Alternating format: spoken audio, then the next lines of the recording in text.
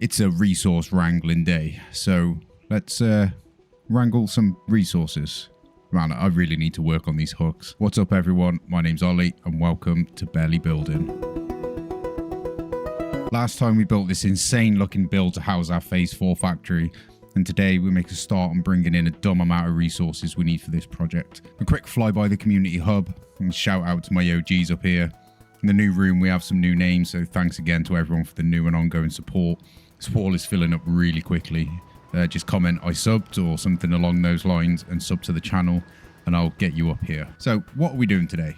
Well, today we switched to phase 4 plan B. Originally I was going to house all my phase 4 build here, but when I did the plan, that's over 2,000 machines. So we're going to break this up across 3 factories, which has the added benefit of more cool builds. This factory we're going to use to make 26 assembly director systems per minute, which is about 7 times the requirement for the continuous space elevator, which is still about 800 machines. It's a huge scale build, which brings us to today.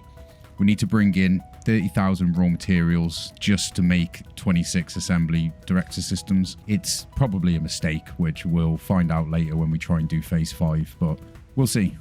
First things first, we need somewhere to work from. So let's slap down the pub so that we can make some notes as we go and keep organized. With big builds like this, leave as many notes for yourself as possible, as it will get super messy super quickly. And the MVP for this whole video is our friend the blueprinter. The plan's in 2 steps today. We need to build the belt highways for bringing in the local resources, and we need to build the train for bringing in the not so local resources. And this is the rough design I've gone with. This has got a total of 8 belts. This is going to help us bring all the resources from over there to over here. And I'm trying something out here. We've nudged a foundry into this foundation, and we're going to put a small amount of iron and copper into it and underclock it down to 1%. When we've got it out in the field, it's going to give us this black smoke effect that's coming out of the belt highway blueprint. It could look really cool. We're going to try it. Don't know how long the materials would last in there, but let's see. And just with a few extra details with some lights and things, this is ready to go out into the field, start wrangling in some of those resources. And while I was out here, figured a Mark III miner,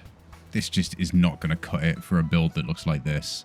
So I figured, let's redesign this, let's try and make it look cool and try and fit into the aesthetic of the rest of the build. So what I was thinking we do, throw down a foundation underneath. That's going to let us kind of sketch around the outside with some different bits of walls and things and see what we can come up with. And this is what I ended up with. We've put some copper beams around the area. We've nudged some lights inside these H beams, which is a really cool trick you can do. It's okay. It's missing something. It's definitely missing something. So after a bit of back and forth on a live stream and a huge shout out to Morella for coming up with this idea, look at this thing. We're going to put this on the side and it's going to look incredible. But let me show you how I made this quickly. Start with the beam connector for a center point. Bring that up into the air. Take a beam. I'm going to extend that up about 4 meters on each side. Up, down, left and right. Then we're going to go diagonal. We're going to go out to 4.23 meters, using that number just so we go the same each time. And take a small concrete pillar and nudge that about where we want it, and just keep working our way around the star, nudging these concrete pillars into place. Once those are in, just paint them whatever color you want. And then we took these lights and just put one of those center on each of the concrete pillars, and took a small pillar frame, nudged it inside and half nudged it once towards me. And if you don't know how to half nudge, just hold the control key and then press any direction and you will nudge a half increment and you can get this lined up nicely. Next, you just take out all these beams from the middle as well as the beam connector. Take a fan and we're just going to nudge that in place. And then we end up with this super cool design. And then it's just a case of sliding that down onto our blueprint. And I am so impressed with this. This looks absolutely perfect. It's exactly the style we were going for. Really, really, really happy with these. And then it was just a case of spamming them down everywhere on all the nodes that we need. Absolutely littering the landscape in these things. Now let's take a look at the actual resources we need. I've mapped out the total down on this left-hand column. This center column is everything we're bringing in by belt, which leaves the deficit to be brought in by train, which we've marked out over here. So let's take a look at the train. I've worked this out to be about 19 train cars, which I have no idea if it's going to work. I've never ran a train this big, but I'm going to try because this just looks awesome laid out like this in here. For the tracks, I've put this blueprint together for a 1 meter incline. We just use some of these square beams with some lights, some inset lights and some copper. Looks okay. Similar design for the straight rail. We've just knocked this together. Something very simple. Got the nice lights in there just to make it stand out. We've gone with copper rails, so we know that what the train is for. I'm not going to go over placing the entire line. You've seen all that 100 times before. But we run down here to collect some coal and limestone down this fully temporary stupid slope that I will fix later. We'll turn that into a cool bridge or something, I think. Moving down into the pit to pick up some quartz and some more limestone before finally heading up to collect some bauxite we need for the aluminium for the build. Now we're going to do something fun with the aluminium, so make sure to sub to find out what we do. But now we need proper power. These are just running up 1% for the smoke effect. So we need to get this running properly. And as much as these look absolutely awesome, I have been dreading the logistics of setting this up. I've worked it out. We need about 90,000 megawatts for this factory-ish. So I'm going to go with 100,000 just so we have a little contingency. So 16 fully overclocked nuclear reactors, which means placing down a few more, a couple down here, a few on the roof. I've left this bit of space open in the center here just in case we need to expand upwards. And I was right. Belting and piping all of this together was an absolute nightmare.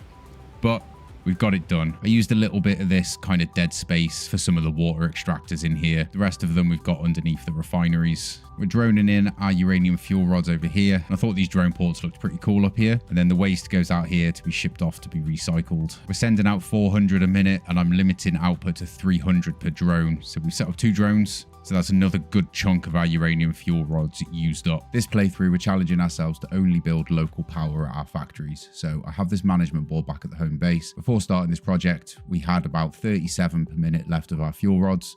So we can take off another 8, which leaves us with 29 per minute left, or about 262,000 megawatts. Same deal over at the waste plant. We have this management board to track waste, so we can add in the 400 we've just generated and hope and pray this facility works properly, as it is fully live now. The power is online, it's all completely stable, and after tidying up the massive mess I made, and I really like the look of this place, it's coming together so well. So with that done, we can actually turn on all of these miners. So let's gather up all of these local resources, put this place to good use. We're taking the opportunity to use up a lot of impure nodes that are in this area. So we'll balance as best we can and merge as many belts as we can together, just so it doesn't look too chaotic out here. And this is what we ended up with. Now I did debate doing this area with trucks, and I'm sort of in two now whether I should have done that. Let me know what you guys think. But it's all belted together.